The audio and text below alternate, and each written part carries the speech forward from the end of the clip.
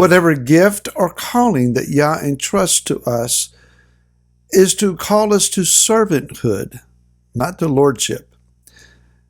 This is Barry Phillips, a 10-minute Torah, day number 3, the Torah portion of Yeshev.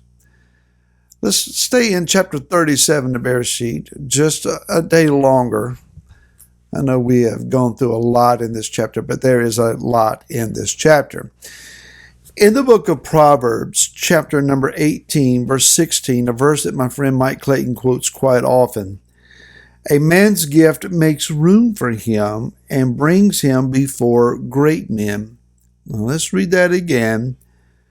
A man's gift makes room for him and brings him before great men. It does not say that the gift that a man has makes him a great man. We get that turned around on occasion. There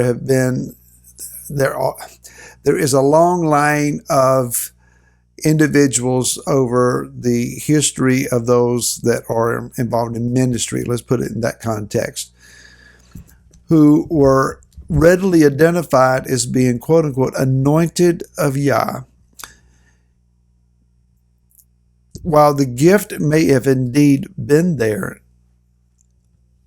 greatness has been attributed to certain men or to certain women to the place where they actually believed their reputation. They believed their own legend, and that becomes a problem.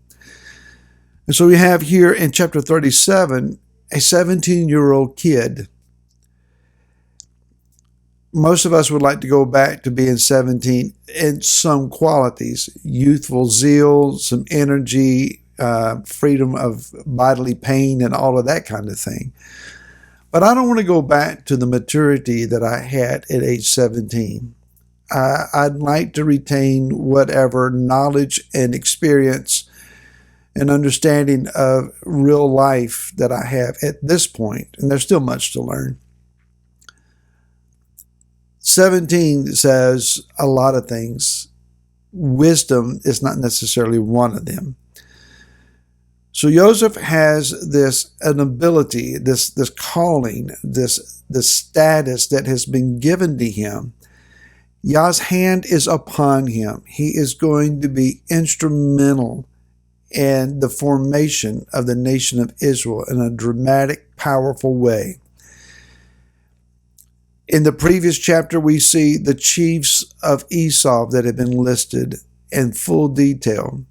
One has been given to Esau, just like one chapter was given to the descendants of Ishmael. The rest of the Torah is about Yaakov and his family, and from this point on, it is in large part about Joseph. So much is written about this man, and we see the power and the integrity and the legend that he becomes. What we tend to overlook is the formation process that it takes to get him there. And so he is relating dreams to his brothers, and it is infuriating to them because it only elevates Joseph. And the second dream in particular, it says that he described how the sun, moon, and 11 stars bow down to him. All they heard was the phrase, perhaps, bow down to him. Did they not hear Yah calls you stars, the 11 stars, the significant stars in the heavens? That qualification kind of went in one side and out the other, evidently. And so they began to hate him so much they couldn't stand to be around him. Gifts and callings do not necessarily make you a likable person. There has to come about the qualities of using a bit of diplomacy and tact, choosing careful words. Just because you are a quote-unquote a prophet doesn't mean that you come out blazing with both guns, barrels blazing, and run rough over people. If you have the gift of discernment, it doesn't mean that you are qualified to read somebody's mail, as it has been said, in a public setting. Gifts are there for us to be a servant, a help to the body, not a detriment.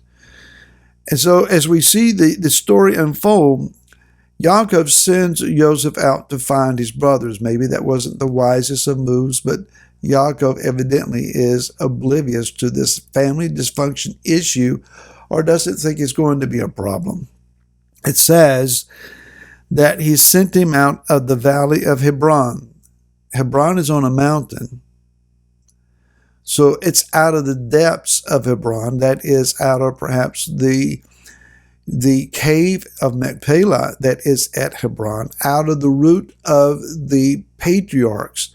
In order for the calling that is upon them to be fulfilled, Joseph is being sent out of that lineage to find his brothers. It's interesting that Joseph went to find his brothers and was in every effort to be slain by them. And Yeshua, Messiah ben Joseph, was sent to find his brothers, to find the lost sheep of the house of Israel, or the house of Joseph, and likewise, indeed, was slain for that process. It says that he found a man in the field and asked, "Do you know where my brothers are? I'm seeking them." And he says, "They have left here." The word here is they. A zayin and a hey has a numerical value of 12. It's interesting that it adds to 12 in that they have left off the idea that there's a need for 12. We can build a nation without him. We don't need him. Too many have formulated a mindset that they can become part of Israel without him. We don't need Yeshua anymore. If we have the commands and follow them, if we have the Torah and we study it, if we have Shabbat and we keep it, if we have the feast days and we observe them, if we can find a vital connection to Yehuda, our brother, we don't need him. We need him.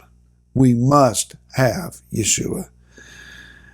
And so the process goes on to where they see him coming and their eyes are rolling. They're groaning out loud. What are we going to do? Here he comes. Let's kill him. Let's just kill him and throw him in a pit and be done with him.